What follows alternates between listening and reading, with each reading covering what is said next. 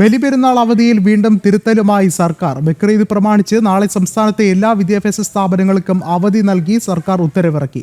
മുസ്ലിം league സംഘടനകളുടെ സമ്മർദ്ദത്തെ തുടർന്നാണ് വെള്ളിയാഴ്ചത്തെ അധിക സമയ പഠനം ഒഴിവാക്കിയതിന് പിന്നാലെയുള്ള സർക്കാരിന്റെ ഉത്തരവ്.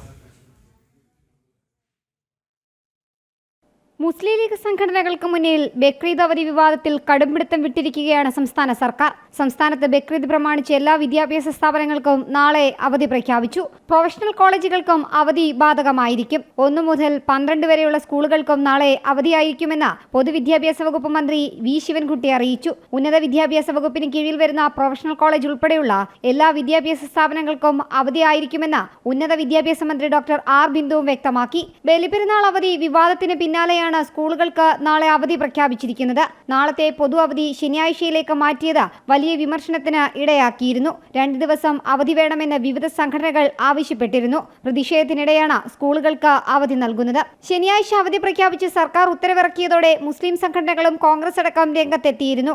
ഇതിന് പിന്നാലെയാണ് നിലമ്പൂർ ഉപതെരഞ്ഞെടുപ്പ് പശ്ചാത്തലത്തിലുള്ള സർക്കാർ നടപടി. അതേസമയം നാളെ സർക്കാർ സ്ഥാപനങ്ങൾക്ക് അവധി ബാധകമല്ല. ജനം, തിരുവനന്തപുരം.